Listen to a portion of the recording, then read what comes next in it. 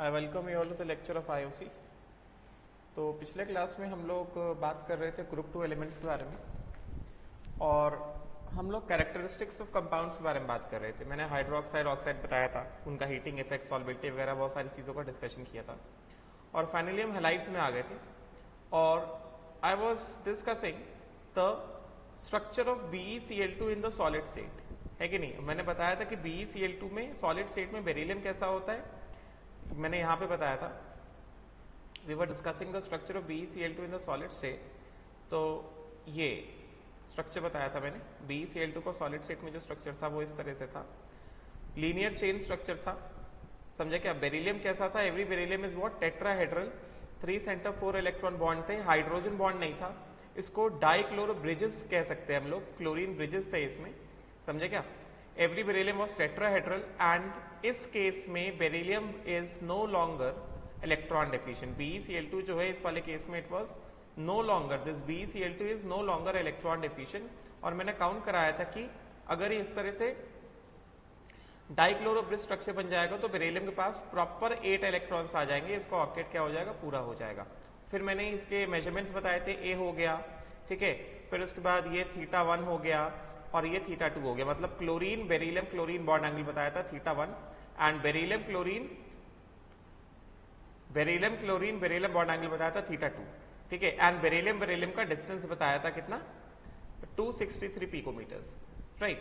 So this is what I told you in the last class. So this was about what? All this was regarding the solid state, कि solid state में BeCl2 किस तरह से exist करेगा। बाकी hydroxide को तो मैंने बता ही दिया था कि सब उनका सॉल्बिलिटी वगैरह सारे रीजन बताए थे एंड थर्मल स्टेबिलिटी का भी बताया था कि डाउन द ग्रुप जाएंगे थर्मल स्टेबिलिटी बढ़ेगा। एक बात मैं बता दूं, thermal stability is directly proportional to ionic character. समझे क्या? पोलराइजिंग पावर ऑफ कटायन जहां कम होगा, आयनिक कैरेक्टर वहां पे ज्यादा होगा। जैसे मैंने ये वाला पॉइंट बताया, इस वाले पॉइंट को फोकस करना।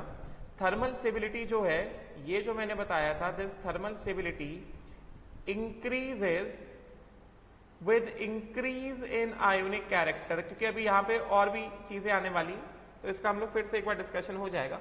Thermal stability is always directly proportional to ionic character. Compound में, आयनिक कंपाउंड में जितना ज्यादा आयनिक कैरेक्टर, वो उतना ज्यादा क्या होगा? थर्मली स्टेबल होगा। बात समझे क्या? राइट। नाउ अभी यहां पे हम लोग बात करते हैं कि भाई वेपर फेज में क्या होगा, ठीक है। So now let us talk about BeCl2 का वेपर फेज में क्या होता है। तो सॉलिड स्टेट में हमने देख लिया, अभी वेपर फेज में देखते हैं, पहले पढ़ लेते हैं फिर इसके बारे में बात करेंगे वन बाय वन, एक एक पॉइंट को पढ़ते हैं।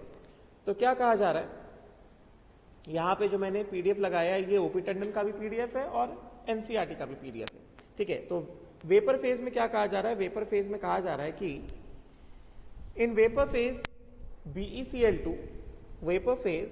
BeCl2 tends to form a chloro-bridged dimer। मतलब वेपर फेज में BeCl2 is forming what? It is forming a chloro-bridged dimer which dissociates into a linear monomer at high temperatures of order of 1200 Kelvin, ठीक है। तो पहले एक ये point कि vapour phase में क्या होता है, ये सारे पॉइंट्स इंपॉर्टेंट है, ठीक है। अभी यहां पे देखते हैं, देखो यहां पे थोड़ा क्लियरली एक्सप्लेन किया गया है कि note 1, BeCl2 in vapor phase above 1200 Kelvin, BeCl2 in vapor phase above 1200 Kelvin exists as a monomer having a linear structure and zero dipole moment. However, below 1200 Kelvin it exists as a dimeric structure even in the vapor phase. तो यहां पे जो बात करी जा रही है vapour phase में, सॉलिड स्टेट का मैंने बता दिया, BeCl2 in gas phase या vapour phase temperature more than 1200 Kelvin,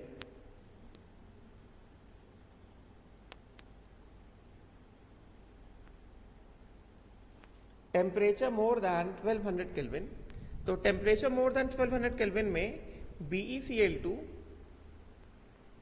it exist as a monomer, simple, it exist as a monomer.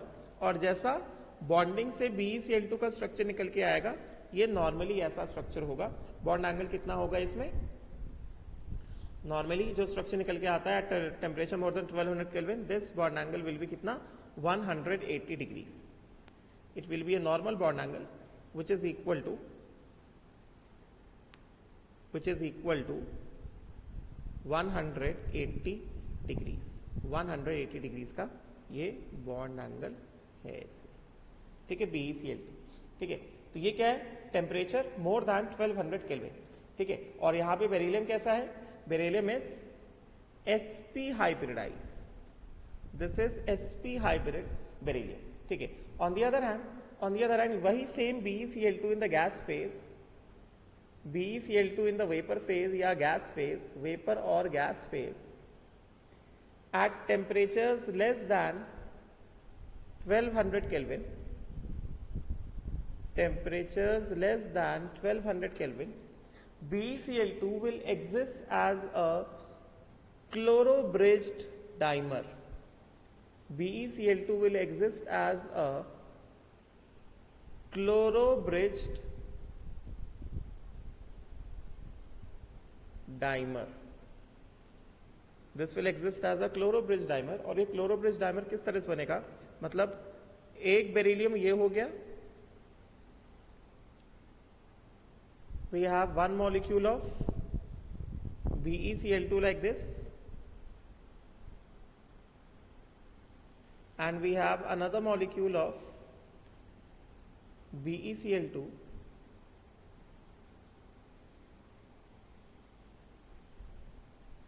like this, ठीक है।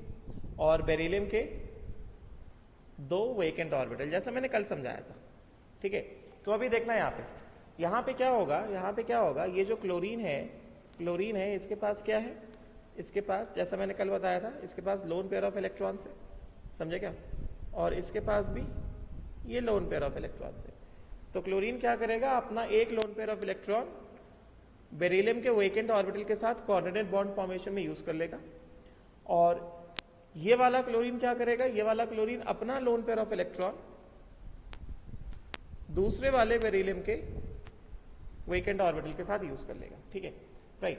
तो बेसिकली अगर देखा जाए यहाँ पे ये कैसा स्ट्रक्चर आया, यहाँ पे जो स्ट्रक्चर आया है हमारे पास, बेरिलियम वेपर फेज में temperature less than 1200 kelvin, beryllium ये Cl और ये ऐसे, उसी तरह से इसका क्लोरीन, सेकेंड वाले बेरिलियम का क्लोरीन,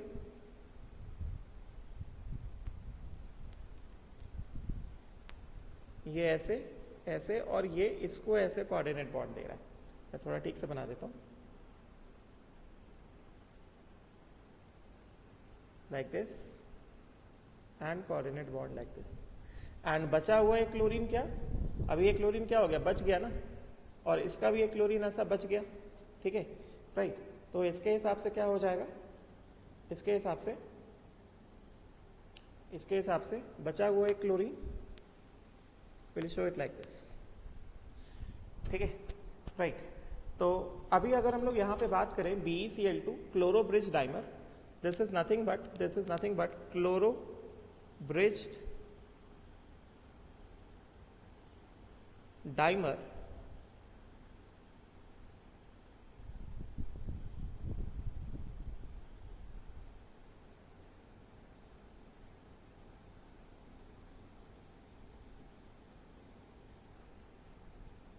क्लोरोब्रिज डाइमर, ठीक है। तो अभी अगर हम लोग बात करें BeCl2 में, ये जो क्लोरोब्रिज डाइमर है, यहाँ पे बेरिलियम का हाइब्रिडाइजेशन क्या है और ये वाला स्ट्रक्चर इलेक्ट्रॉन डेफिशिएंट है कि नहीं। तो पहले हम बात करते हैं कि भाई ये वाला स्ट्रक्चर इलेक्ट्रॉन डेफिशिएंट है कि नहीं। चलो देखते हैं, बेरिलियम के पास कितने इलेक्ट्रॉन आ रहे हैं, पहले लेफ्ट हैंड साइड वाले बेरिलियम के पास, मैं अभी बस इलेक्ट्रॉन्स को मार्क कर रहा हूं, ठीक है। एंड राइट हैंड साइड वाले बेरिलियम के पास कितने इलेक्ट्रॉन्स आ गए, देख लो। तो अगर मैं लेफ्ट हैंड साइड वाले बेरिलियम की बात करूं तो लेफ्ट हैंड साइड वाले बेरिलियम के पास कितने इलेक्ट्रॉन्स हमें दिखाई दे रहे हैं, लेफ्ट हैंड साइड बेरिलियम के पास कितने इलेक्ट्रॉन्स दिख रहे हैं, हमें दिख रहे हैं 6 electrons. And right hand side beryllium के पास हमें कितने इलेक्ट्रॉन्स दिख रहे हैं, राइट हैंड साइड बेरिलियम के पास भी हमें दिख रहे हैं कितने, 6 इलेक्ट्रॉन्स। तो जो क्लोरोब्रिज डाइमर वेपर फेज में है, ये क्या है, this entire structure is electron deficient. कल जो हमने सॉलिड स्टेट में पढ़ा था कल हमने सॉलिड स्टेट में जो पढ़ा था, जो पूरा लीनियर स्ट्रक्चर था, चेन लाइक स्ट्रक्चर था, वो इलेक्ट्रॉन डेफिशिएंट नहीं था, ठीक है।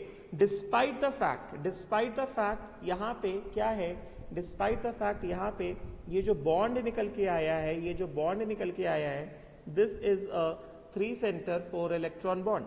It has got two numbers of 3 center 4 electron bonds. समझे क्या? राइट इसमें अगर हम लेबलिंग करने जाएंगे तो ये जो क्लोरीन है, this is a terminal chlorine.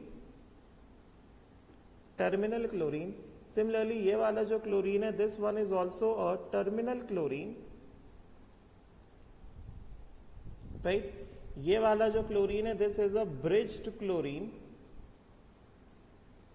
क्योंकि ये दोनों बेरिलियम को ब्रिज कर रहा है ना, मतलब कनेक्ट कर रहा है. सिमिलरली ये वाला जो क्लोरीन है, this is also a bridged chlorine, दोनों बेरिलियम को कनेक्ट कर रहा है. समझे क्या? तो ये क्लोरो ब्रिज डाइमर है, this is electron deficient. Right इसके पास 3 center 2 इलेक्ट्रॉन बॉन्ड्स कितने हैं? 2 हैं. समझे क्या? Right got it. राइट तो आई होप सो मैंने ये सारी चीजें इसके बारे में क्लियर कर दी, ठीक है. तो इसको देखो ध्यान से. राइट तो ये चीज है. सॉलिड स्टेट में कैसा है? वेपर फेज में टेम्परेचर मोर देन 1200 केल्विन तो monomer, temperature less than 1200 Kelvin तो डाइमर, ठीक है. राइट अब देखो जरा यहाँ पे क्या कहा जा रहा है. दूसरी बात क्या कही जा रही है यहाँ पे? दूसरी बात कही जा रही है यहाँ पे कि अगला tendency to form halide hydrates. ये इंपॉर्टेंट है, यहां से मैं रिजल्ट बताऊंगा, कंक्लूजन जो पूछा जाता है क्वेश्चन के फॉर्म में. Tendency to form halide hydrates decreases tendency to form halide hydrate decreases. For example जैसे MgCl2.8H2O, CaCl2.6H2O, SrCl2.6H2O and BaCl2.2H2O down the group. तो इस वाले पॉइंट का मतलब क्या हो गया? इस वाले पॉइंट का मतलब ये हो गया कि ये जो कह रहे हैं कि tendency to form halide hydrate decreases, जैसे MgCl2.8H2O है, मतलब जैसे MgCl2 डॉट कितना 8H2O, यस नॉट. उसके बाद क्या है? CaCl2 डॉट कितना 6H2O. फिर क्या? SrCl2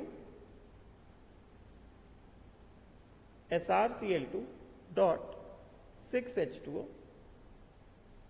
है कि नहीं. एंड BaCl2 डॉट कितना 2H2O. तो ये क्या सीधे सीधे क्या बता रहा है? Tendency to form halide hydrate क्या हो रहा है? डिक्रीज हो रहा है. ऐसा हमें दिख रहा है, ऐसा डाउन द ग्रुप जा रहा है, तो हमें एक चीज दिखाई दे रही है कि tendency to form halide hydrate decreases. इसका मतलब ये बोल सकते हैं टेंडेंसी टू फॉर्म, ये इंपॉर्टेंट पॉइंट है, halide hydrate decreases, tendency to form halide hydrate बोलो, या फिर इस वाले केस में जनरली ऐसा पूछ लिया जाता है क्या, और tendency to undergo hydration decreases. समझे क्या? राइट तो सीधे सीधे क्वेश्चन कैसे फ्रेम किया जा सकता है? सीधे सीधे क्वेश्चन ये फ्रेम किया जा सकता है कि व्हाट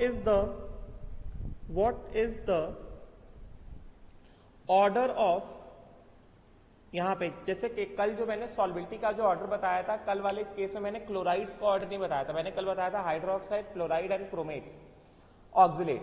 फिर सेकेंड लिस्ट में मैंने बताया था कार्बोनेट, सल्फेट एंड क्रोमेट्स. कल हमने क्लोराइड का कहीं पे भी मेंशन नहीं किया था, तो यहां पे हम लोग क्लोराइड्स की बात कर सकते हैं. ऐसे क्वेश्चन पूछा जाता है, what is the order of solubility of group 2 hydrates. ये पूछ सकते हैं कि what is the order of solubility of group 2 metal chlorides. समझे क्या? तो इसका आंसर क्या होगा? इसका सीधा सीधा आंसर ये होगा, पहला पॉइंट हम लोग बोलेंगे कि all group 2 metal chlorides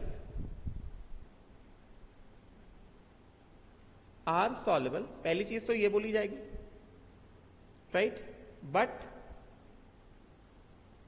solubility decreases from, या solubility decreases down the group, decreases down the group। ये हमने कहां से डिसाइड किया? ये यहीं से डिसाइड किया। जो जितना ज्यादा सॉल्युबल होगा वो देखो उतने ज्यादा वाटर मॉलिक्यूल के साथ क्या कर रहा है, इंटरेक्ट कर रहा है, समझे क्या, राइट। हमें यहाँ पहली बात सबके सब सॉल्युबल है, मगर रिलेटिव सॉल्युबिलिटीज की अगर हम लोग बात करेंगे तो वो रिलेटिव सॉल्युबिलिटी का जो ऑर्डर है वो हमें यहां से क्लियरली नजर आ रहा है। MgCl2 डॉट, यहां से क्लियरली हमें विजिबल हो रहा है order MgCl2 dot 8H2O,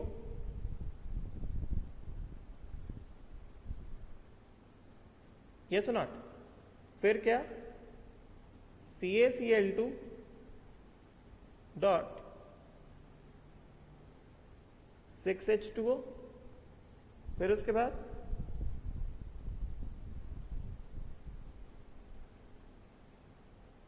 SrCl2 dot 6H2O। हमें दिख रहा है डिक्रीज हो रहा है ना,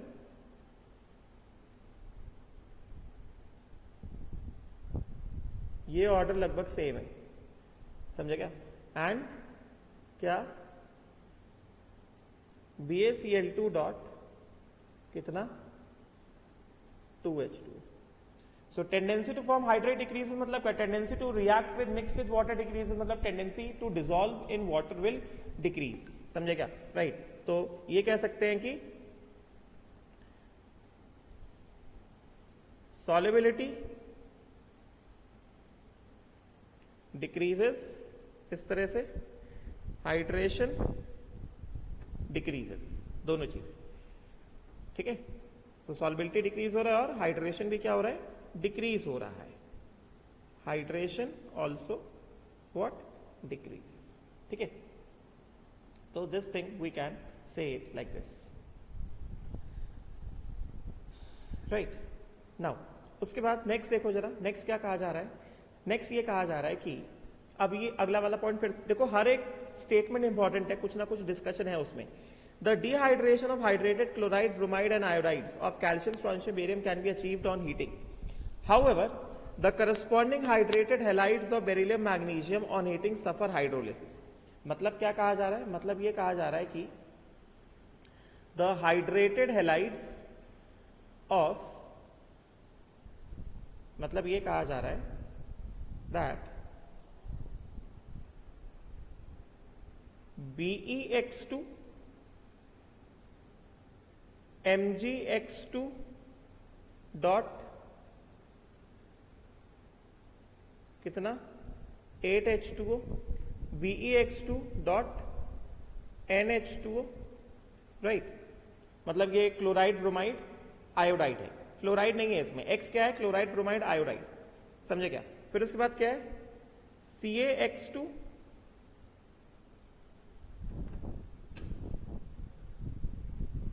CaX2 डॉट कितना, 6H2O, CaX2 dot 6H2O, getting now, and then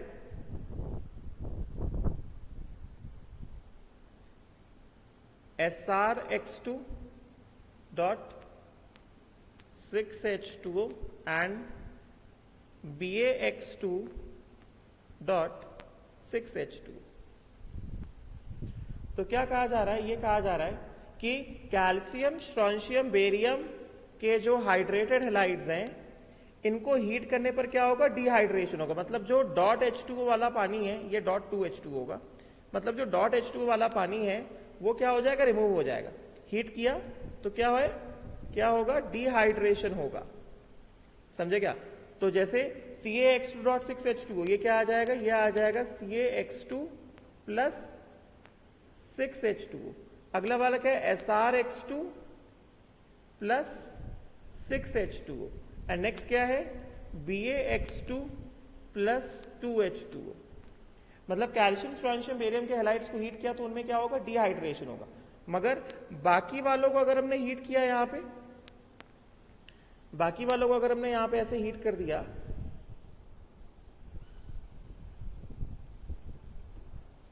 यहां पे अगर हमने बाकी को ऐसे हीट किया, इन दोनों को हीट किया, so these halides on heating they undergo hydrolysis. अभी आयनिक में हम लोग हाइड्रोलिसिस तो पढ़ ही चुके।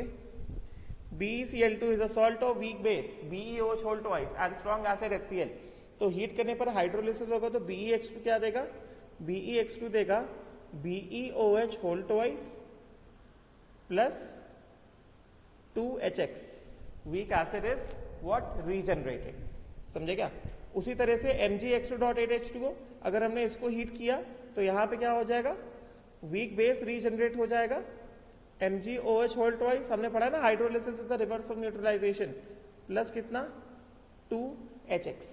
और यहां पे जो X है, यहां पे जो X की बात हो रही है, X की जो बात हो रही है यहां पे, X is chlorine, bromine and iodine. बात समझे क्या? ये यहां पे बात की जा रही है इसकी, राइट। तो वही ये स्टेटमेंट कह रहा है, स्टेटमेंट जो कह रहा है वही कह रहा है कि the hydrated halides of calcium strontium barium और हीट किया तो उनका डिहाइड्रेशन होगा, और बाकी को हीट किया मतलब बेरिलियम और मैग्नीशियम को हीट किया तो उनका क्या होगा, हाइड्रोलिसिस होगा। समझे क्या? ये एक्स को नोट कर लो, X can be chloride, bromide and iodide. Fluoride की बात नहीं हो रही है, बात समझे क्या? यहाँ पे फ्लोराइड्स की बात नहीं की जा रही है, ठीक है, right. I hope so clear हुआ होगा वो वाला पॉइंट। आगे बढ़ते हैं। अब देखो क्या कह रहे हैं, नेक्स्ट क्या कहा जा रहा है, नेक्स्ट ये कहा जा रहा है कि नेक्स्ट कहा जा रहा है the fluorides are relatively less soluble than chlorides because of high lattice energy. मतलब group 2 fluorides are less soluble than group 2 chlorides because of what, higher lattice energy. और ये चीज यहां से क्लियर भी है, ये चीज यहां से क्लियर भी है, जो क्लोराइड है देखो क्या कर रहे हैं, क्लोराइड्स क्या कर रहे हैं, क्लोराइड्स बनाते हैं हाइड्रेटेड सॉल्ट्स, मगर फ्लोराइड्स हाइड्रेटेड सॉल्ट्स नहीं बनाते। इसका मतलब क्या, ग्रुप 2 क्लोराइड्स, मतलब जैसे अगर हम लोग बात करें इस तरह से BeF2 BeCl2 डॉट कितना, कुछ NH2O, फिर MgF2 और ये क्या होगा, MgCl2 डॉट कितना 8H2O, राइट, CaF2 और ये क्या हो गया, CaCl2 डॉट कितना 6H2O। बात समझे क्या? SrF2 उसी तरह से क्या हो गया इसमें, यहां पे हो जाएगा SrF2 is less soluble than SrCl2 dot कितना 6H2O and similarly BaF2 is less soluble than BaCl2 dot कितना 2H2O। बस यहां पे अगर हम लोग रिलेटिव सॉल्बिलिटीज की बात करें, if we just talk about the relative solubilities, ठीक है, chlorides are group 2, chlorides are group 2, chlorides are more soluble than group 2 fluorides.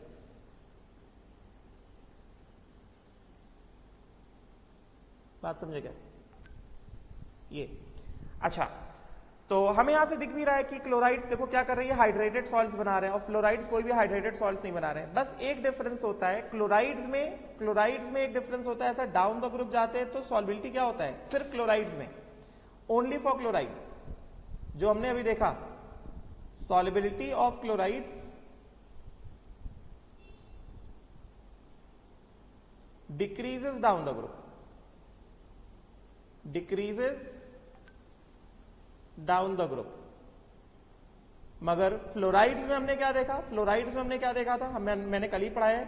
Fluorides में अगर हम मैग्नीशियम फ्लोराइड से Ba फ्लोराइड की बात करें, बेरियम फ्लोराइड तक की बात करें, तो फ्लोराइड्स में क्या ऑर्डर है, फ्लोराइड्स में हमने देखा है कि डाउन द ग्रुप जाएंगे तो सॉल्बिलिटी क्या होगा, डाउन द ग्रुप जाने पे सॉल्बिलिटी क्या होगा, डाउन द ग्रुप जाने पे सॉल्बिलिटी इंक्रीज होगा, हमने कल ही बात करी थी, है कि नहीं। Solubility of group 2 fluorides increases down the group, increases down the group, है कि नहीं। और मैक्सिमम सॉल्वल क्या है, मोस्ट सॉल्वल था BeF2, ये था मोस्ट सॉल्वल, और मैंने ऑर्डर लिखा भी था, मैंने ऑर्डर ऑफ सॉल्बिलिटी लिख के भी दिया था, समझे क्या। तो ये तो कंपैरिजन था between the fluoride and chloride of the same metal. मगर अगर हम लोग सिर्फ फ्लोराइड और सिर्फ क्लोराइड की बात करें तो क्लोराइड का सॉल्बिलिटी डाउन द ग्रुप जाने पे डिक्रीज हो रहा है, मगर फ्लोराइड का सॉल्बिलिटी डाउन द ग्रुप जाने पे इंक्रीज हो रहा है। एंड मैक्सिमम सॉल्वल था क्या, बेरिलियम फ्लोराइड, देख सकते हो ये सॉल्बिलिटी लिखा था मैंने, ये मैंने कल लिखा था सॉल्बिलिटी का order, most soluble was beryllium fluoride, ठीक है, राइट। और कल रीजन बताया था कि इसमें डाउन द ग्रुप जाते हैं तो लैटिस एनर्जी भी डिक्रीज होता है, हाइड्रेशन एनर्जी भी डिक्रीज होता है, मगर decrease in lattice is more than decrease in hydration, getting ना। इस वजह से डाउन द ग्रुप जाने पे इफेक्टिवली क्या हो रहा है, सॉल्बिलिटी इज इंक्रीजिंग, बात समझे क्या, राइट। तो वही चीज है, ठीक है। तो एनसीईआरटी में जितना हैलाइड्स के लिखा था वो हमने पढ़ लिया। अभी देखो इसमें अलग से क्या लिखा हुआ है, तो वही कहा जा रहा है कि halides are hygroscopic in nature. Hygroscopic in nature मतलब क्या, मैंने ऑलरेडी केमिकल इक्विलिब्रियम में पढ़ा है। हाइग्रोस्कोपिक इन नेचर मतलब क्या, something salts which absorb moisture in the wet atmosphere and lose moisture in the dry atmosphere. मतलब हाइग्रोस्कोपिक मतलब क्या, which show deliquescence as well as efflorescence. Hygroscopic substances मतलब क्या, दे शो, मैंने chemical equilibrium में पढ़ा है, डेलिक्वेसेंस एंड इफ्लोरेसेंस। और जो हाइग्रोस्कोपिक सब्सटेंसेस होते हैं वो हाइड्रेटेड सॉल्ट्स बनाते हैं, ठीक है, right. So halides are hygroscopic in nature. Hygroscopic substances क्या करते हैं, hygroscopic substances form hydrated salts, they form hydrated salts. जैसे सोडियम क्लोराइड हाइग्रोस्कोपिक नहीं है, वो पानी एब्जॉर्ब नहीं करता है, समझे क्या, दे form hydrated salts, got it, right. तो जैसे ये चीज MgCl2.6H2O, CaCl2.6H2O, BaCl2.2H2O। अब देखो ये इंपॉर्टेंट है, calcium chloride has a strong affinity for water and it is used as a dehydrating agent. अब ये जनरली क्वेश्चन पूछ लिया जाता है, CaCl2 जो है, CaCl2 जो है, यहां पे क्या बता रहे हैं क्लोराइड्स में, CaCl2 dry plus substance X wet, CaCl2 dry plus substance X which is what, wet, समझे क्या। तो ये क्या करेगा, CaCl2 सब्सटेंस X से पानी को निकाल लेगा, पानी को निकाल लेगा और खुद क्या कर लेगा, खुद हाइड्रेटेड सॉल्ट बना देगा एंड X क्या हो जाएगा, X हो जाएगा ड्राई।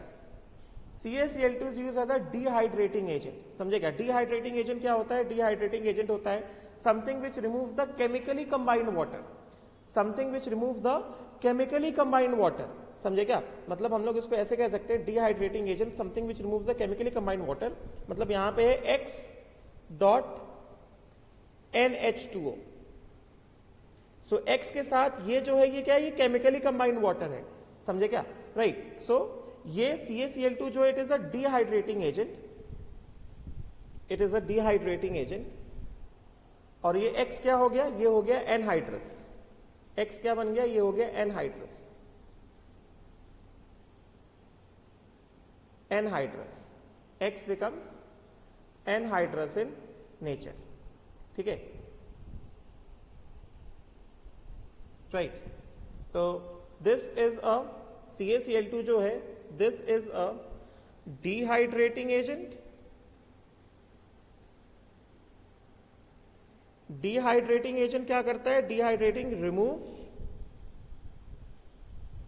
केमिकली कंबाइंड वाटर, समझे क्या, it removes chemically combined water, right, and it is also a drying agent.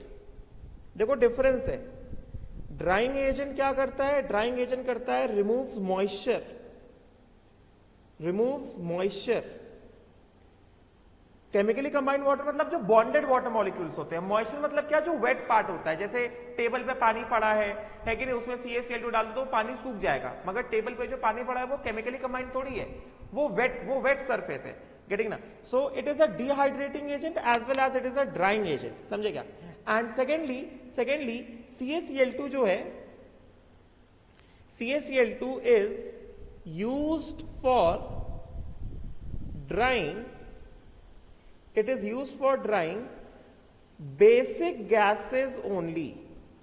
It is used for drying basic gas. जब ये ड्राइंग एजेंट रहे, डिहाइड्रेटिंग एजेंट में तो कोई दिक्कत नहीं, but when it is used for as a drying agent, it is used for drying basic gases only, समझेगा?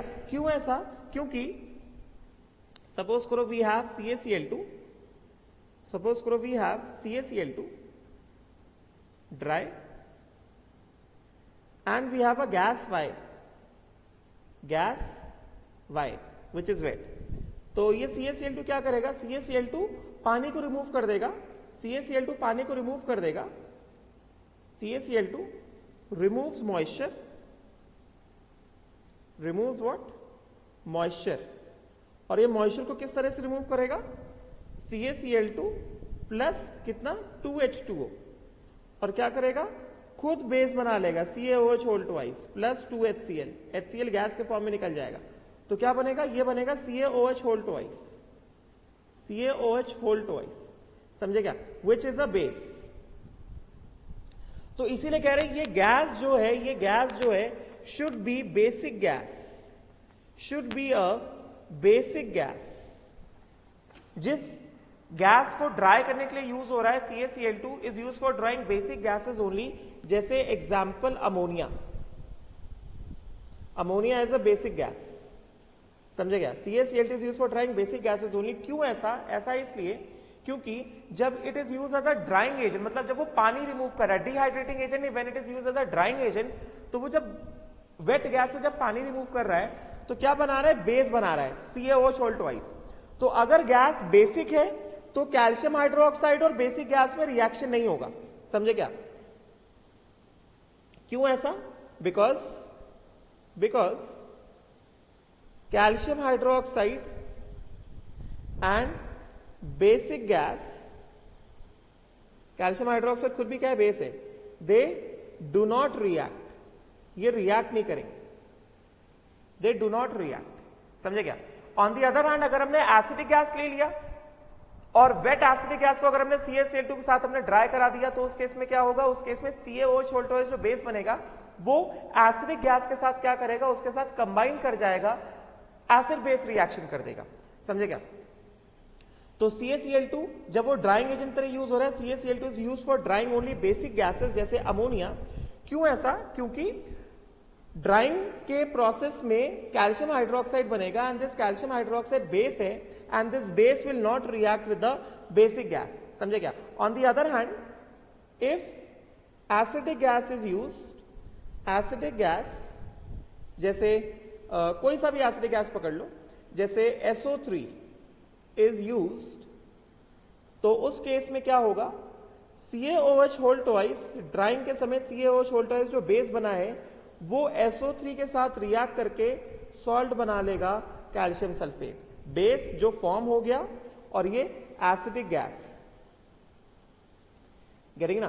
तो उस केस में क्या हो जाएगा? CaOH, that means CaOH whole twice will react with acidic gas.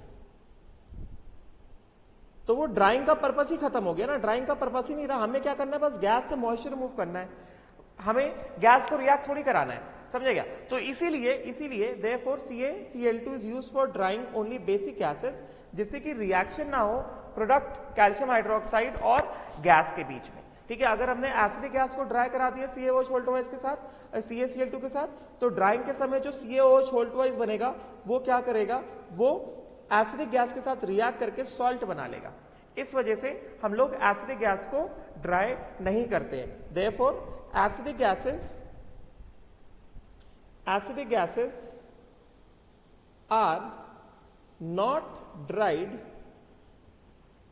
using CaCl2, समझे क्या?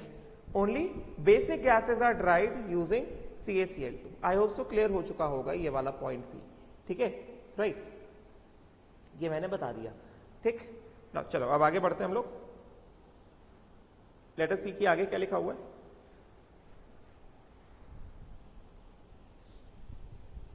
ठीक है, तो बेसिकली मैंने यहां के सभी पॉइंट्स पढ़ा दिए। ये बता दिया कि BeCl2 fumes in moist air due to hydrolysis. Fumes in moist air, reason for fuming in moist air is what? HCl fumes. Fumes किसके? HCl fumes. HCl के fumes आते हैं, fumes of HCl, हाइड्रोलिसिस हो जाता है ना, ठीक है। फिर उसके बाद ये वाला पॉइंट तो मैं ऑलरेडी बता चुका हूं कि halides of beryllium are covalent while the halides of magnesium both covalent and ionic due to Fazan's rule. MgBr2 and MgI2 are covalent and soluble in organic solvents like acetone. फिर N-hydrous CaCl2 is a good desiccant, that means drying agent due to its hygroscopic nature, मतलब पानी को absorb कर लेता है, समझे क्या। And last वाला पॉइंट सॉल्बिलिटी के बारे में बताया जा रहा है, सॉल्बिलिटी ऑफ फ्लोराइड के बारे में बताया जा रहा है। यहां से ना पढ़ो, जो मैंने सॉल्बिलिटी ऑफ फ्लोराइड का कल ऑर्डर बताया था उससे पढ़ो, ठीक है, right. Now next let us move on to salts of oxo acids. First हम बात करेंगे किसकी? कार्बोनेट्स की, ठीक है। तो सारी चीजें मैं डिस्कस कर चुका हूं, मैं फटाफट एक बार चीजों को गो थ्रू करना है। तो first of all, carbonates of alkaline earth metals are insoluble in water and can be precipitated by the addition of sodium or ammonium carbonate solution to the soluble salts of these metals. तो हमने कल पढ़ा है ना, हमने कल क्या पढ़ा है? हमने कल ये चीज पढ़ी है सॉल्बिलिटी ऑफ कार्बोनेट्स के बारे में। सॉल्बिलिटी ऑफ कार्बोनेट्स के बारे में हमने ये चीज पढ़ी है कि group 2 carbonates, group 2 sulphates, group 2 chromates, they are generally insoluble. Solubility down the group जाते हैं तो क्या होता है? डिक्रीज होता है, समझे क्या? They are insoluble. और ये चीज मैंने सॉल्बिलिटी चार्ट में पढ़ाया था जब हम लोग कार्बोनेट्स पढ़ रहे थे। कार्बोनेट्स में बंसल सर की कार आया था, समझे क्या? मतलब बेरियम, स्ट्रोंशियम एंड कैल्शियम। तो फर्स्ट ऑफ ऑल यहाँ पे क्या कहा जा रहा है? फर्स्ट ऑफ ऑल कहा जा रहा है कि carbonates of alkaline earth metals are insoluble. Carbonates जो होते हैं ये कैसे होते हैं? ये इनसॉल्युबल होते हैं, समझे क्या? right, and can be easily precipitated by the addition of sodium or ammonium carbonate solution to the soluble salt of these metals. मतलब सीधी बात कही जा रही है, सीधी बात कही जा रही है, यहां से क्या कहा जा रहा है कि ग्रुप 2 कार्बोनेट्स MCO3, M क्या है? ग्रुप 2 का है, समझे क्या? ये कैसे हैं? ये इनसॉल्युबल होते हैं। और जैसा कल बताया सॉल्बिलिटी डिक्रीजेस डाउन द ग्रुप, कल बताया फिर से नहीं बता रहा हूं, ठीक है। And they can be easily precipitated, मतलब हमारे पास ग्रुप 2 का कोई सा भी सॉल्युबल सॉल्ट होगा, जैसे ग्रुप 2 के हमारे पास क्लोराइड्स ही पड़े हैं। M belongs to what? Group 2। चाहे इसको रिएक्ट करा दो सोडियम कार्बोनेट के साथ या फिर इसको रिएक्ट करा दो अमोनियम कार्बोनेट के साथ, समझे क्या? तो ये फटाफट से क्या दे देगा? ये फटाफट से MCO3 का प्रेसिपिटेट दे देगा along with what? Save होना है, along with the formation of respective soluble salt 2NaCl या 2NH4Cl। मतलब कहने का मतलब यहां पे बस यही है कि जो ग्रुप 2 कार्बोनेट्स होते हैं इनसॉल्युबल होते हैं, they can be easily precipitated by the action of sodium carbonate or ammonium carbonate on any soluble salt solution of group 2, समझेगा? ये कहा जा रहा है कि सारी चीजें लिखते जाओ। एनसीईआरटी में एक एक लाइन का बहुत बड़ा मतलब होता है, मैं तभी इतना ध्यान से पढ़ा रहा हूं, समझे क्या? एक पेज पे हम लोग 2 क्लास से अटके हुए हैं, एवरी लाइन मीन्स समथिंग। तो carbonates of alkaline earth metals are insoluble in water, can be precipitated by addition of sodium और ammonium carbonate to a solution of soluble salt of these metals, ठीक है। Now सॉल्बिलिटी of, उसके बाद ये वाला point हमने कल डिस्कशन कर लिया है कि solubility of carbonates in water decreases as the atomic number of the metal increases, मतलब solubility decreases down the group, this we have done, ठीक है।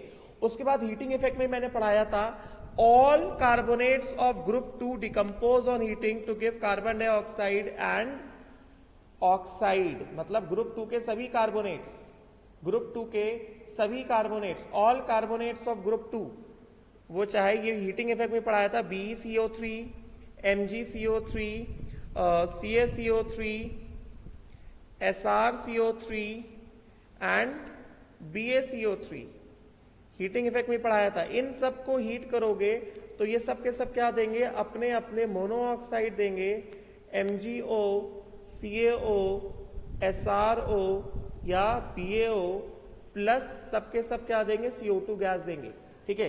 हाँ, रिलेटिव थर्मल स्टेबिलिटी का ऑर्डर की अगर हम बात करेंगे, जैसे मैंने ऑलरेडी बताया था कि थर्मल स्टेबिलिटी जो होता है, thermal stability is directly proportional to क्या, आयोनिक कैरेक्टर। इस केस में thermal stability is directly proportional to what, thermal stability directly proportional to ionic character.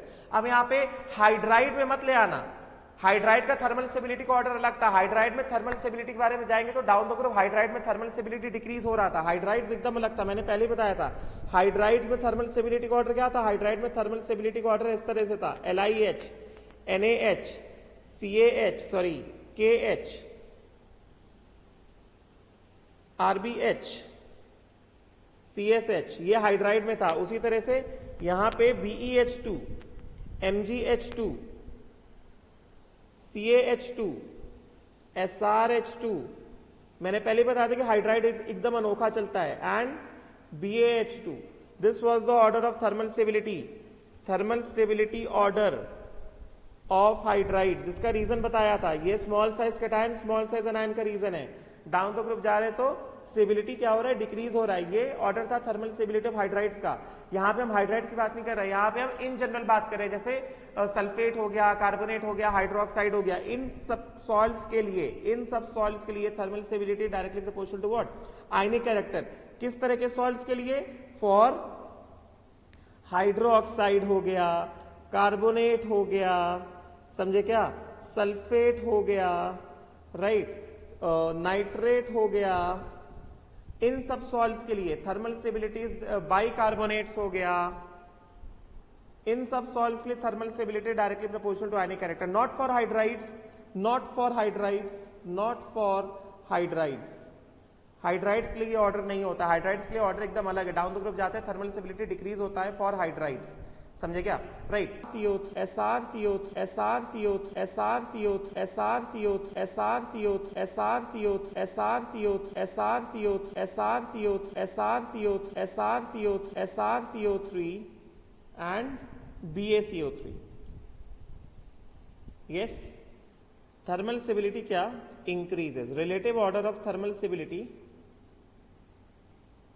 it just increases, right. तो ये चीज मैं पढ़ा चुका हूं। उसके बाद नेक्स्ट वाला जो पॉइंट लिखा है, वो नेक्स्ट वाला पॉइंट भी मैंने हीटिंग इफेक्ट के नोट्स में था, मेरे जो मैंने नोट्स दिए थे हीटिंग इफेक्ट में, उसमें मैंने बताया था, क्लियर स्टेट किया था वो वाला नेक्स्ट पॉइंट। देखो जरा, दिखा रहा है कि thermal stability increases with increasing cationic size. This is not for hydrides, hydrides का ऑर्डर एकदम अलग था, this is for bigger anions, ठीक है। देन हीटिंग इफेक्ट में मैंने जो नोट्स दिए थे उसमें ये वाला पॉइंट मैंने क्लियरली बताया था, ये वाला point, beryllium carbonate is unstable and can be kept only in the atmosphere of CO2। ये चीज मैंने बताई थी कि beryllium carbonate undergoes reversible decomposition. Beryllium, ये चीज मैंने बताई थी हीटिंग इफेक्ट में, नोट्स में लिखी होगी तुम लोगों ने, अगर तुमने ध्यान से पढ़े थे वो लेक्चर्स, नहीं पढ़े तो भाई कोई बात नहीं, भगवान मालिक। BeCO3, beryllium carbonate undergoes reversible decomposition and gives BeO plus CO2. So this beryllium carbonate is stable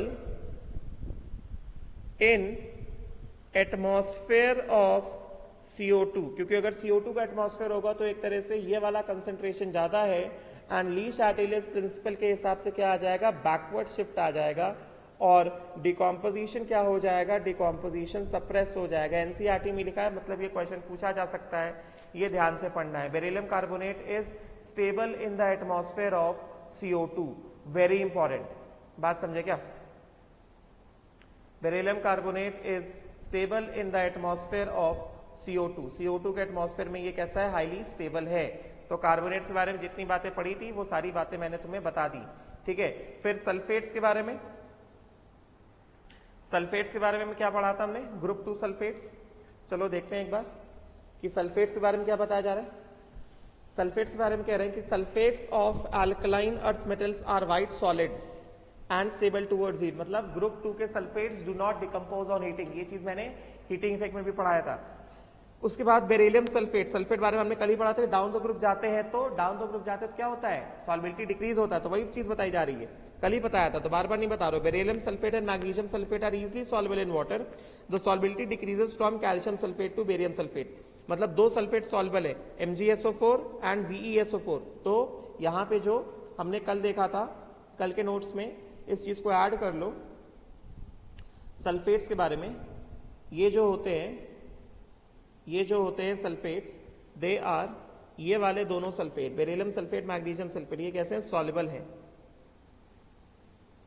and सॉल्बिलिटी क्या होता है? डाउन द ग्रुप डिक्रीज होता है। उसी तरह से कार्बोनेट्स को भी हम लोग बोल सकते हैं, ये दोनों कार्बोनेट्स कैसे हैं? सॉल्युबल है।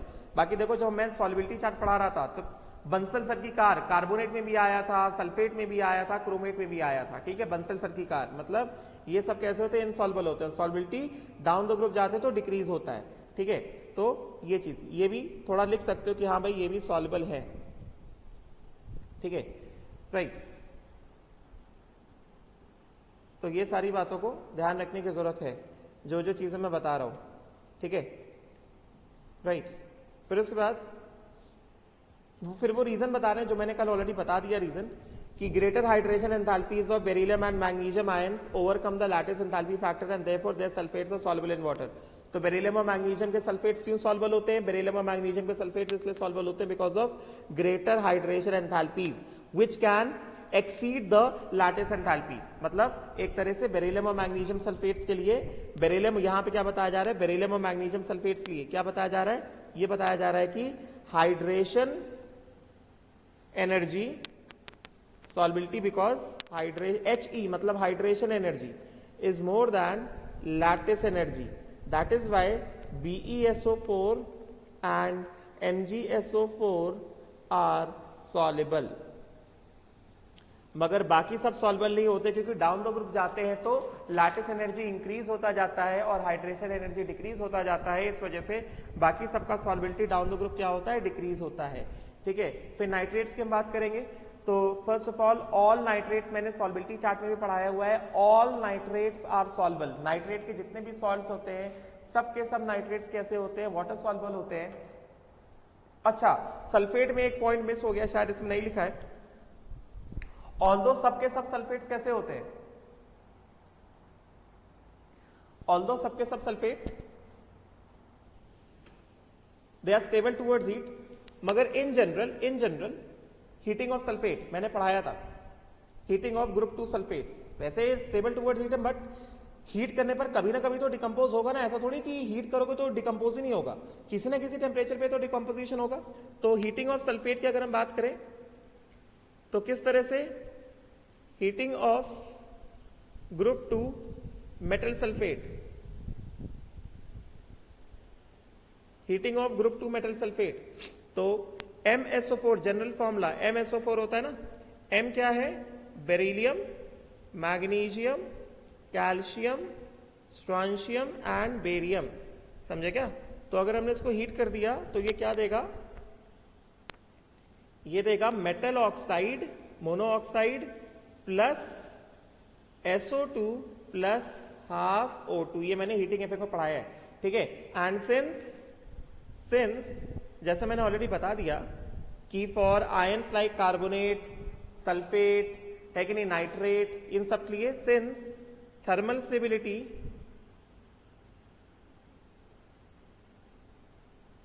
is directly proportional to ionic character, ionic nature, and ionic nature increases down the group क्योंकि polarizing power of cation increases down the group because polarizing power of cation decreases। समझेगा? इस वजह से thermal stability का order क्या होगा? BeSO4, MgSO4, yes, CaSO4, SrSO4 and BaSO4। सीधा thermal stability क्या? Increases. Yes, thermal stability increases मतलब क्या? डिकम्पोजिशन टेम्परेचर इंक्रीज, मतलब बेरिलियम सल्फेट कम टेम्परेचर पर डिकम्पोज हो जाएगा, बेरियम सल्फेट ज्यादा टेम्परेचर डिकम्पोज होगा। Decomposition temperature increases, temperature decomposition temperature increases, इस तरह से ये बात कही जा रही है इसमें, ठीक है। Metal sulphate, right. अब उसके बाद नाइट्रेट्स की अगर हम बात करेंगे तो पहली बात जो मैंने ऑलरेडी पढ़ा के रखा हुआ है, मैंने ऑलरेडी पढ़ाया हुआ है कि all nitrates are soluble in water. जितने भी नाइट्रेट्स होते हैं all nitrates are soluble in water, ये मैंने सॉल्युबिलिटी चार्ट में पढ़ा के रखा हुआ है, तो इसमें प्लीज कंफ्यूज मत होना। जितने भी नाइट्रेट्स होते हैं सब के सब पानी में डिसॉल्व होते हैं। So nitrates are made by dissolution of carbonates in dilute nitric acid. मतलब ग्रुप 2 कार्बोनेट्स को डाइल्यूट HNO3 के साथ रिएक्ट करा दोगे तो क्या आ जाएगा, नाइट्रेट्स आ जाएगा। समझेगा? तो यहाँ पे क्या कहा जा रहा है कि nitrates are made by dissolution of group 2 carbonates in dilute nitric acid. मतलब यहाँ पे क्या कह रहे हैं, यहाँ पे कह रहे हैं कि MCO3 प्लस HNO3 ये डाइल्यूट, तो क्या आ जाएगा, क्या कह रहे हैं, ये कह रहे हैं आ जाएगा क्या, डाइल्यूट। मतलब ग्रुप 2 कार्बोनेट को HNO3 में डाला तो ये क्या दे देगा, ये दे देगा metal nitrate 2HNO3 MNO3 whole twice plus H2CO3। समझे क्या? राइट, ये कहा जा रहा है। ठीक है, फिर magnesium nitrate crystallizes with 6 molecules of water. Magnesium nitrate crystallizes with 6 molecules of water. इसका मतलब क्या हो गया, मतलब magnesium nitrate exist as what, इसका मतलब ये हो गया मैग्नीशियम, लिखते जाओ सारी चीजें। Magnesium nitrate crystallises as 6 molecules of water, मतलब magnesium nitrate exist as MgNO3 whole twice dot 6H2O। जो मैं बताता जा रहा हूं, magnesium nitrate crystallises as 6 molecules of water, मतलब magnesium nitrate will exist as, ध्यान से पढ़ना पड़ेगा, MgNO3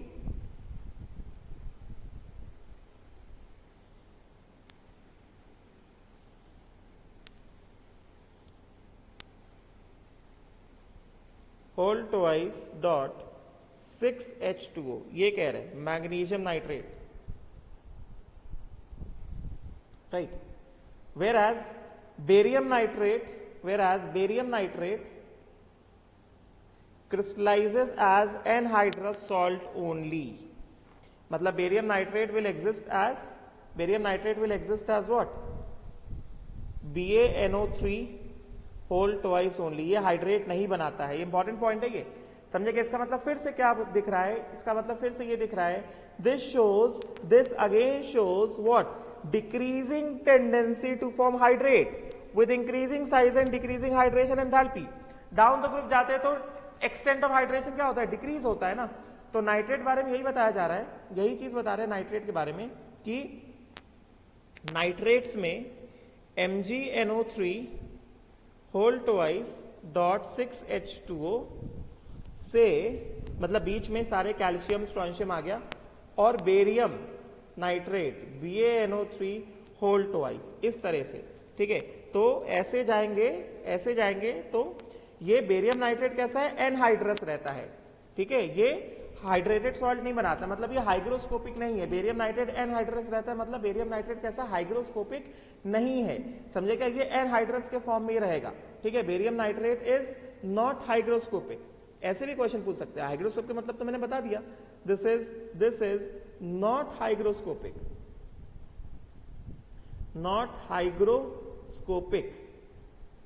समझे क्या? राइट। एंड क्या बताएंगे, tendency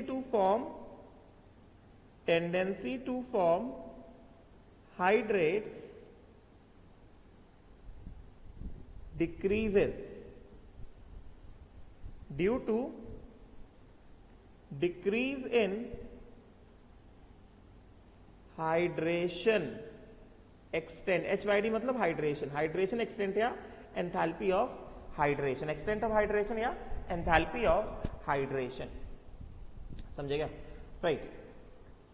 then all the nitrates decompose like lithium nitrate, मैंने पढ़ाया है हीटिंग इफेक्ट में। ग्रुप 2 के नाइट्रेट और लिथियम नाइट्रेट कैसे डिकम्पोज करते हैं, देखिए, metal oxide plus NO2 is a paramagnetic gas, paramagnetic and brown colour gas, पढ़ाया हुआ है ना, brown colour gas and paramagnetic.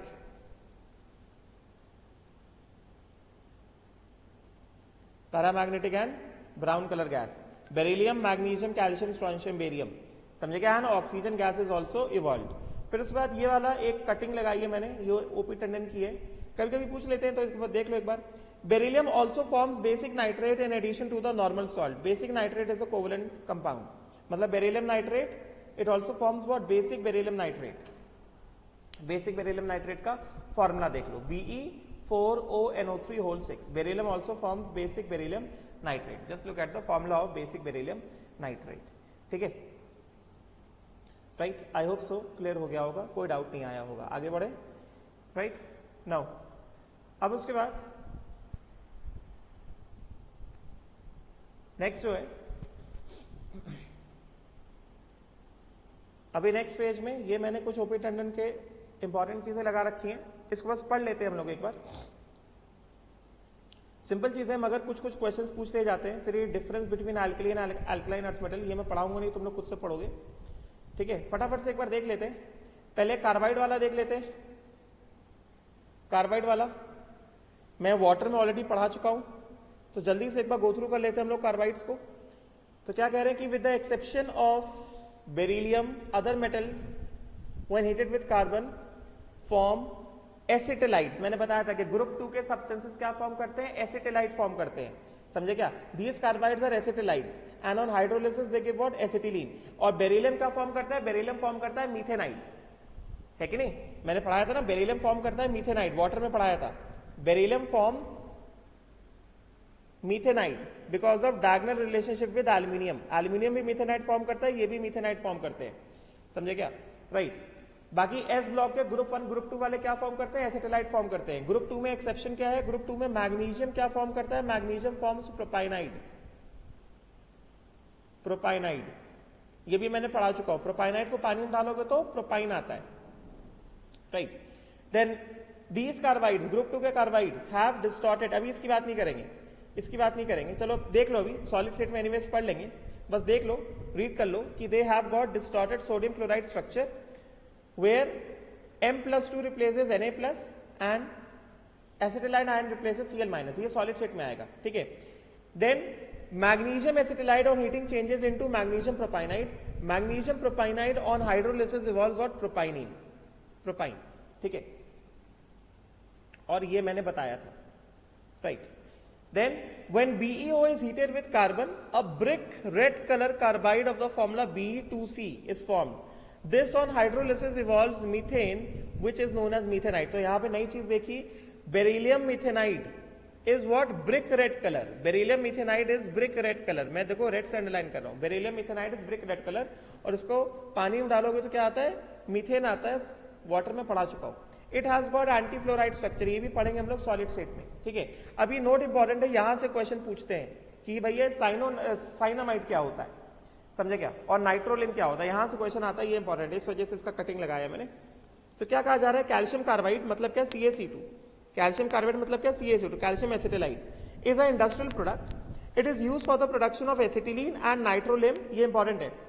Calcium carbide मतलब calcium acetylide industrial product and it is used for the preparation of acetylene and what, nitrolim which is a nitrogenous fertilizer. तो acetylene कैसे बनता है, पहला वाला क्या है, प्रोडक्शन ऑफ एसिटिलीन कैसे बनता है, कैल्शियम एसिटिलाइड प्लस वाटर कर दोगे तो कैल्शियम हाइड्रोक्साइड और एसिटिलीन आ जाएगा।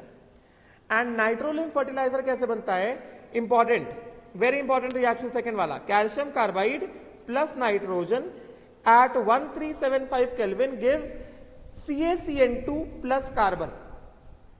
तो पहली बात क्या बता रहे हैं, calcium carbide plus nitrogen, heat करो, कितना टेम्परेचर, 1375 केल्विन का टेम्परेचर, ये क्या दे रहा है, ये दे रहा है CaCN2 प्लस कार्बन।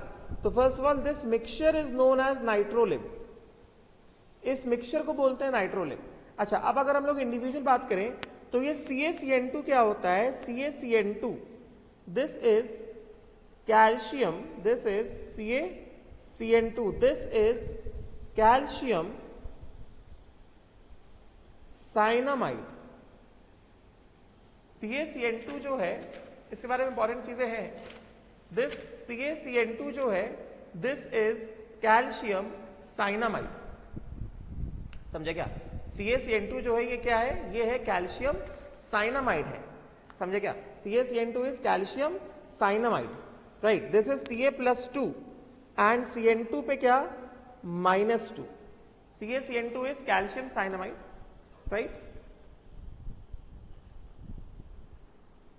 एंड ये जो पूरा नाइट्रोलिम फर्टिलाइजर है, ये जो पूरा का पूरा नाइट्रोलिम फर्टिलाइजर है, वैसे अभी ये पी ब्लॉक में थोड़ा डिटेल में आता है, मगर अभी जो है मैं थोड़ा बहुत बता देता हूं कि ये जो हमारे पास CaCN2 नाइट्रोलिम फर्टिलाइजर है, इस नाइट्रोलिम फर्टिलाइजर को अगर हमने पानी में डाला तो ये क्या देता है, ये देता है अमोनिया गैस। समझे क्या? ये सारी चीजें इंपॉर्टेंट है, ये तो तुम्हारा सिलेबस का पार्ट है। CaCN2 को अगर हमने पानी में डाला तो this will give you what, this will give you ammonia gas. समझे क्या? चलो ये मैं पूरा बता देता हूं।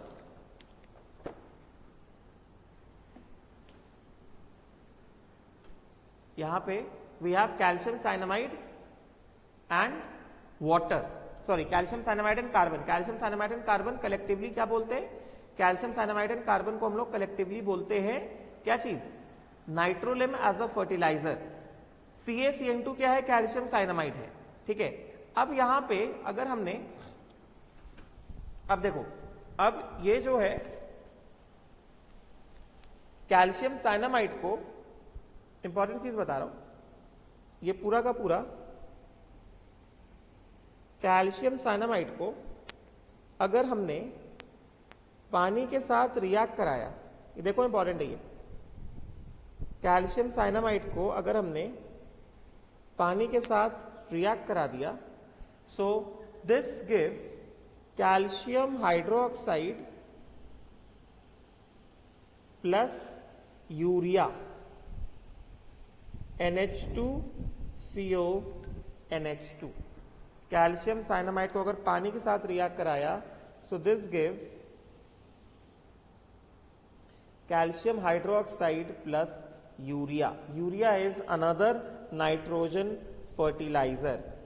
NH2CO NH2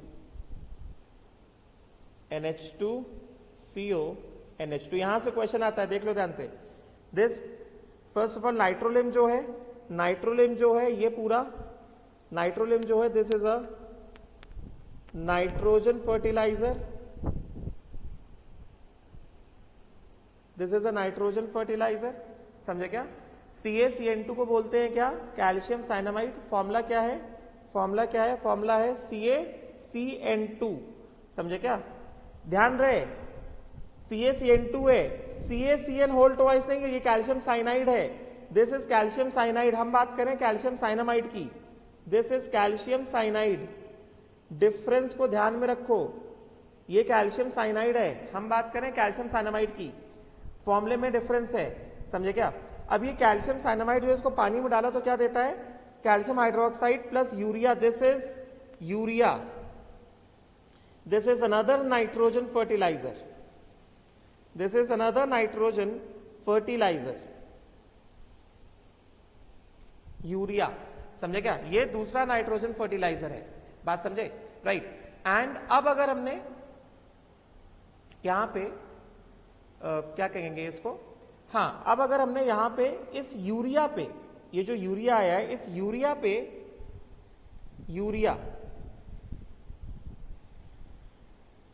यूरिया पे अगर हमने, विच इज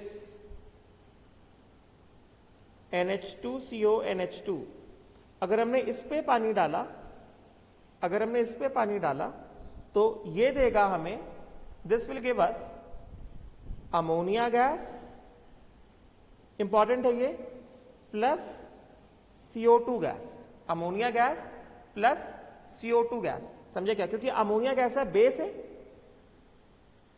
और ये कैसा है? ये एसिड है। समझे क्या? तो ये दोनों मिलके क्या बना लेते हैं? They combine to form what? They combine to form what? Ammonium carbonate. Ammonium carbonate. Gases दोनों इवॉल्व हो रही हैं, एंड दोनों, both of them will combine to form what? Both of them will combine to form ammonium carbonate. समझे क्या? They will combine to form ammonium carbonate. मेरे हिसाब से समझ में आ रहा होगा, ठीक है? क्लियर हो गया? राइट। अच्छा, so this is the thing, ठीक है। तो ये इंपॉर्टेंट है, calcium carbide, calcium carbide plus nitrogen क्या देगा, साइनामाइड देगा plus carbon. Calcium cyanamide plus carbon इस पूरे मिक्सचर को बोलते हैं nitrolim, it is a nitrogenous fertilizer, ठीक है। कैल्शियम साइनामाइड और कैल्शियम साइनाइड में कंफ्यूज ना होना, कैल्शियम साइनामाइड का फॉर्मूला होता है CaCN2, कैल्शियम साइनाइड का फॉर्मूला होता है CaCN होल ट्वाइस, ठीक है। अभी कैल्शियम साइनामाइड पे अगर पानी डाला तो क्या देता है, कैल्शियम साइनामाइड प्लस वाटर देता है calcium hydroxide plus urea as a fertilizer. Urea पे अगर पानी डाला तो देता है ammonia gas plus CO2 gas, and this ammonia gas and CO2 gas they coexist as what, they coexist as ammonium carbonate, ठीक है, राइट। अच्छा, अब ये जो अमोनियम कार्बोनेट है, ये जो अमोनियम कार्बोनेट है, ये जो अमोनियम कार्बोनेट है, इसको अगर मैंने रिएक्ट करा दिया कैल्शियम हाइड्रोक्साइड के साथ, अमोनियम कार्बोनेट है, इसको अगर हमने रिएक्ट करा दिया कैल्शियम हाइड्रोक्साइड के साथ, right, so this will give ammonium carbonate ना, so this will give what, this will give CaCO3 solid plus ammonia gases evolve. ये लिखते जाओ, इंपॉर्टेंट है ये सारी चीजें। अमोनियम कार्बोनेट जो बना उसको रिएक्ट करा दिया कैल्शियम हाइड्रोक्साइड के साथ, तो क्या दे देगा, ये दे देगा CaCO3 plus ammonia gases evolve. और ये अमोनियम कार्बोनेट को अगर हमने हीट कर दिया तो क्या दे देगा, CaO plus CO2 gases evolve. समझे क्या, CaO plus CO2 gas is what, evolve, समझे क्या। और ये जो CaO आया है, CaO जो आया है, CaO को अगर हमने पानी में डाल दिया तो फिर से क्या दे देगा, ये हमें दे देगा कैल्शियम हाइड्रोक्साइड। बात समझे क्या, राइट। तो चलो अब मैं क्या करता हूं, ये जो मैंने पूरा लिखवाया है इसके बेसिस पे मैं एक फ्लो चार्ट बना के तुम्हें देता हूं। पहले ये चीज बहुत सिंपल है, ज्यादा कठिन नहीं है, कठिन नहीं है ज्यादा। तो सबसे पहले हमारे पास जो है, मैं क्या लिख रहा हूं, मैं लिख रहा हूं क्वेश्चन दे रहा हूं, आइडेंटिफाई, ये इंपॉर्टेंट है, A2G, आइडेंटिफाई A2G, ठीक है। तो किस तरह से है, ये हमारे पास है कैल्शियम कार्बाइड प्लस नाइट्रोजन, इसने क्या दिया, हीट कर दो, इसने दिया CaCN2 प्लस कार्बन, ठीक है। CaCN2 प्लस कार्बन पूरा का पूरा क्या है, नाइट्रोलेम है, समझे क्या। अब ये जो कैल्शियम साइनामाइड है, ये जो कैल्शियम साइनामाइड है, अब देखो मैंने जो बताया उसी चीज को मैं फ्लोचार्ट के फॉर्म में दे रहा हूं, क्वेश्चन के फॉर्म में, क्योंकि इंपॉर्टेंट रिएक्शन है, ध्यान में होना चाहिए। अब यही कैल्शियम साइनामाइड, इसमें अगर हमने पानी डाला तो this will give A plus B, समझे क्या। और B के बारे में कहा गया है that this is a fertilizer, B के बारे में कहा गया दिस इज अ फर्टिलाइजर। ये पूरा क्या है, ये पूरा नाइट्रोलेम है, कैल्शियम साइनामाइड प्लस कार्बन पूरा का पूरा क्या है, पूरा का पूरा नाइट्रोलेम है, ठीक है, राइट। अच्छा, अब उसके बाद फिर इसी B में अगर पानी डाल दिया, सो this will give C plus D, समझे क्या, right, this will give what, C plus D। C is a gas and D is a gas, and C and D they coexist as E, C and D they coexist as E, समझे क्या। उसी तरह से E से अगर हमने A को पास कराया, जो A आया है, सो this will give F as a precipitate plus same gas D will be evolved, समझे। देन अगर हमने इस F को हीट कर दिया तो this will give G plus C gases evolve, समझे क्या, राइट। एंड G में अगर हमने पानी डाल दिया, ये जो G आया है, ये जो G आया है, ये जो हमारे पास G आया है, ये इंपॉर्टेंट क्वेश्चन है, पूरा साइकिल ये जो G आया है, G में अगर हमने पानी डाल दिया तो हमारे पास फिर से क्या आ जाएगा, तो A आ जाएगा। G में अगर हमने पानी डाल दिया तो फिर से क्या आ जाएगा, ये A दे देगा। तो हमें क्या करना है, we have to identify what, we have to identify, अच्छा, एंड A, अकेले A को अगर हमने हीट कर दिया तो ये क्या दे देगा, F दे देगा। ठीक है, तो अभी जो मैंने बताया ये उसी के ऊपर बेस्ड है, अभी जो मैंने बताया एकदम उसी के ऊपर बेस्ड है। तो चलो देखते हैं एक बार फटाफट, यहां से देखते हैं रिएक्शंस क्या क्या जा रहे हैं, जो बताया उसी के ऊपर बेस्ड है। ठीक है, तो देखो जरा, मैं अभी इंक चेंज कर रहा हूं, तो calcium carbide plus nitrogen heat कर दिया, क्या देगा, calcium cyanamide plus carbon. Calcium cyanamide plus carbon क्या है, nitrolim, it is a nitrogen fertilizer. इससे क्वेश्चन आते हैं, ये क्या है, ये नाइट्रोजन फर्टिलाइजर है। अभी कैल्शियम साइनामाइड में पानी डाला तो क्या देगा, ए देगा और बी देगा। ठीक है, तो बी को क्या बता रहे, फर्टिलाइजर बता रहे, तो हमें पता है कैल्शियम साइनामाइड प्लस वाटर ए देगा और बी देगा। ठीक है, बी को क्या बता रहे हैं, फर्टिलाइजर बता रहे हैं, मतलब बी क्या है, अमोनिया है, और ए क्या होगा, ए होगा कैल्शियम हाइड्रोक्साइड। ठीक है, उसके बाद क्या कह रहे हैं, उसके बाद कह रहे हैं ए जो कि कैल्शियम हाइड्रोक्साइड है, कैल्शियम हाइड्रोक्साइड को हीट कर दिया तो क्या आएगा, कैल्शियम हाइड्रोक्साइड को हीट कर दिया तो एफ आएगा। ठीक है, चलो देखते हैं अभी एफ आगे क्या है। फिर क्या कह रहे हैं, अच्छा, हालांकि ये चीज हम लोग जानते हैं, ये चीज हम लोग जानते हैं कि कैल्शियम हाइड्रोक्साइड को अगर हमने हीट किया तो ए तो क्या हो गया, कैल्शियम हाइड्रोक्साइड हो गया, लॉक कर दिया इसको हमने। कैल्शियम हाइड्रोक्साइड को हीट करता है, ग्रुप 2 हाइड्रोक्साइड को हीट करते हैं तो क्या आता है, ऑक्साइड आता है, प्लस 2H2O आएगा। समझे क्या, राइट। तो हो सकता है कि F जो है ये हो, कैल्शियम ऑक्साइड जो है हो सकता है F हो जाए।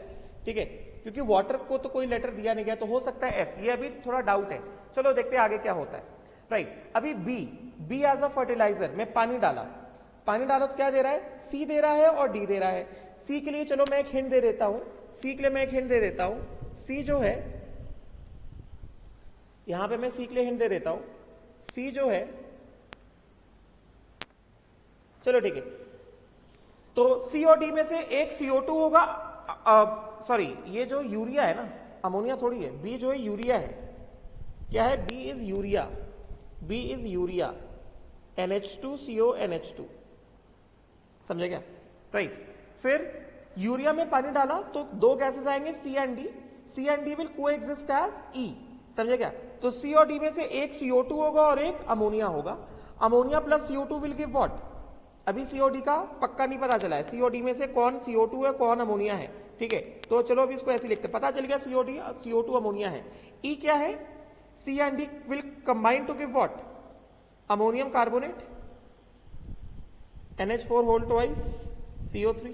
ठीक है, फिर मैंने क्या बताया कि E में अगर A को डाल दिया, मतलब अगर अमोनियम कार्बोनेट में हमने क्या कर दिया, कैल्शियम हाइड्रोक्साइड को डाल दिया, तो क्या आ रहा है, F एज अ प्रेसिपिटेट आ रहा है। It is giving what, it is giving F as a precipitate, समझे क्या, and D gas is getting what, D gas is getting evolved, right, it is giving F as a precipitate and D gas is getting evolved, right। तो D gas is getting evolved, तो ये हमने देखा है, यहां पे मैंने already बताया कि यहां पे अमोनियम कार्बोनेट जो कि E है, उसमें अगर हमने A को पास किया तो क्या देगा, CaCO3 क्या है, F as a precipitate, and ammonia gas जो है वो D गैस है। तो मतलब D क्या है, अमोनिया है, D क्या है, अमोनिया है, और C क्या है, CO2 है, समझे क्या। एंड उसके बाद F क्या आया है, F आया है, F जो आया है, प्रेसिपिटेट किसका आ रहा है, CaCO3 का प्रेसिपिटेट आ रहा है, समझे क्या। मतलब ये F कैल्शियम हाइड्रोक्साइड को हीट करने पर CaCO3 तो नहीं आता है, कैल्शियम हाइड्रोक्साइड यहां पे इनकम्प्लीट है, थोड़ा ये इनकम्प्लीट है, मैं ये सही कर देता हूं। कैल्शियम हाइड्रोक्साइड से अगर हमने क्या किया, कैल्शियम हाइड्रोक्साइड से अगर हमने C को पास किया, ठीक है, हीट नहीं है, कैल्शियम हाइड्रोक्साइड से अगर हमने C को पास किया तो क्या दे रहा है, ये F दे रहा है। एंड दूसरा, अगर A जो कैल्शियम हाइड्रोक्साइड है इसको हमने हीट कर दिया तो ये G दे रहा है। ठीक है, तो ये थोड़ा बढ़ गया। तो कैल्शियम हाइड्रोक्साइड को अगर हमने हीट किया तो ये क्या देगा, कैल्शियम ऑक्साइड देगा जो कि G है, और उसके बाद कैल्शियम हाइड्रोक्साइड से अगर हमने क्या किया, अगर हमने सी को पास किया तो सी गैस क्या है, सी गैस क्या है, सी गैस तो CO2 है ना। और ये चीज मैंने पढ़ाया हुआ है कि calcium hydroxide plus CO2, CO2 क्या है, एसिड है, कैल्शियम हाइड्रोक्साइड क्या है, बेस है, तो क्या होगा CaCO3 प्लस वाटर होगा ना, salt and water, neutralization reaction, तो ये क्या है, ये F है, ये F है। क्वेश्चन देख लो ध्यान से, समझे क्या, राइट। तो F आ गया कैल्शियम कार्बोनेट और D आ गया अमोनिया गैस। कैल्शियम कार्बोनेट को हीट कर दिया तो G आ जाएगा, तो G क्या है, G क्या है, CaO है, G क्या है, CaO है। और इसी तरह अगर हमने कैल्शियम हाइड्रोक्साइड को हीट कर दिया तो भी क्या आ जाएगा, G आ जाएगा, कैल्शियम ऑक्साइड। कैल्शियम कार्बोनेट को हीट किया तो भी क्या आ जाएगा, G आ जाएगा, कैल्शियम ऑक्साइड। ठीक है, फिर कह रहे कि G में अगर पानी डाला तो क्या देगा, A दे देगा, मतलब कैल्शियम ऑक्साइड प्लस वाटर क्या दे देगा, कैल्शियम हाइड्रोक्साइड दे देगा। ठीक है, तो ये हो गया। देख लो जरा क्वेश्चन को पूरा पूरा देख लो एक बार, question is important. Identify from A to G। ठीक है, तो पहले तो मैंने ये बताया, इसमें पहले मैंने ये बताया, ये बहुत इंपॉर्टेंट है, फर्टिलाइजर इससे क्वेश्चन निकलता ही निकलता है, ध्यान से पढ़ना है इसको, ये जो मैंने बताया। ठीक है, दिस इज इंपॉर्टेंट, राइट। ये पूरा थ्योरी बताया और उसके बेसिस पे मैंने ये क्वेश्चन फ्रेम करके दिया तुम्हें करने को। ठीक है, राइट। नाउ अभी उसके बाद नेक्स्ट जो है यहां पे क्या बता रहे हैं कि barium carbide also reacts with nitrogen but forms barium cyanide and not cyanamide. तो ये भी यहां से क्वेश्चन पूछ ले जाता है, जिस तरह से calcium carbide plus nitrogen react करते हैं तो वो कैल्शियम साइनामाइड फॉर्म करता है और कार्बन आता है, मगर बेरियम कार्बाइड मतलब बेरियम एसिटिलाइड नाइट्रोजन के साथ रिएक्ट करता है तो वो बेरियम साइनाइड देता है। ये इंपॉर्टेंट पॉइंट है, ये पूछा जाता है, वो बेरियम साइनाइड देता है, साइनामाइड नहीं देता है, समझे क्या, राइट। फिर उसके बाद रिएक्शन विद नाइट्रोजन एक बार देख लेते हैं। इसमें जितना लिखा है किताब में बस तुम्हें वही पढ़ना है, ज्यादा नहीं पढ़ना है। हमने पढ़ा है ना कि alkaline earth metals react with oxygen as well as nitrogen, all alkaline earth metals can react with nitrogen to form nitrites. तो उसका रीजन है आखिर क्यों रिएक्ट कर लेते हैं, इसको रीड भी कर सकते हो, मैं फटाफट से एक बार रीड कर देता हूं फिर आगे बढ़ेंगे हम लोग। All alkaline earth metals burn in nitrogen to form nitrates of the type M3N2.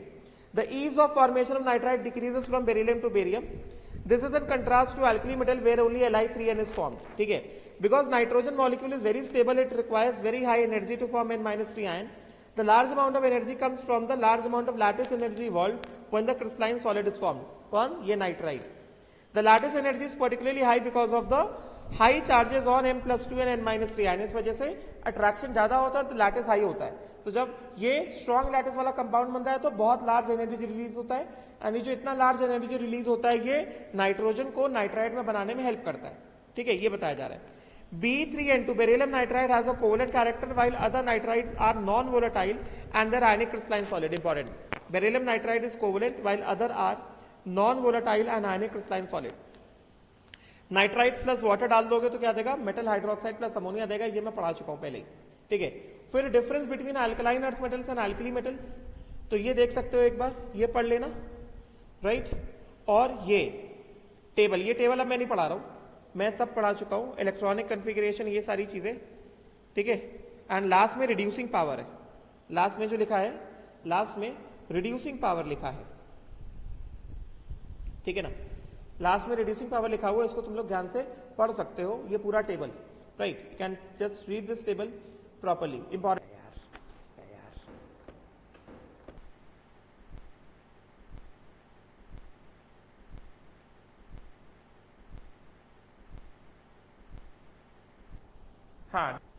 हाँ, difference between alkaline earth metals and alkali metals, ध्यान से रीड कर लेना, मैं सब कुछ पढ़ा चुका हूं।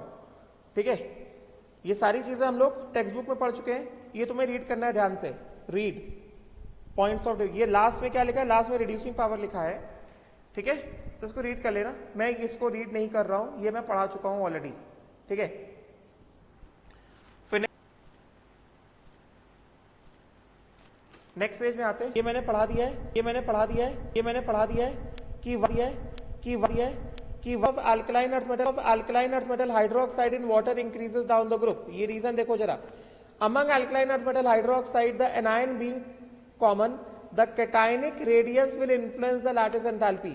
Since the lattice enthalpy decreases much more than the hydration enthalpy, the solubility increases as we move down the group. कल ही बताया था, दोनों डिक्रीज होते हैं, हाइड्रेशन एंथैल्पी भी डिक्रीज होता है, लैटिस एंथैल्पी भी डिक्रीज होता है, मगर decrease in lattice enthalpy is more than decrease in hydration enthalpy, इस वजह से सॉल्बिलिटी डाउन द ग्रुप जाते हैं तो इंक्रीज होता है. फिर उसके बाद problem 10.5.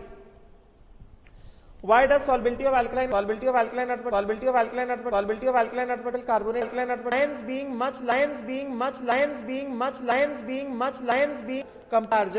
compared to cations, the lattice enthalpy will remain almost constant. कल बताया था, within a particular group. समझे क्या? Since the hydration enthalpy is decreased down the group, solubilities will decrease for alkaline earth metal carbonates and alkaline earth metal sulfates. ठीक है?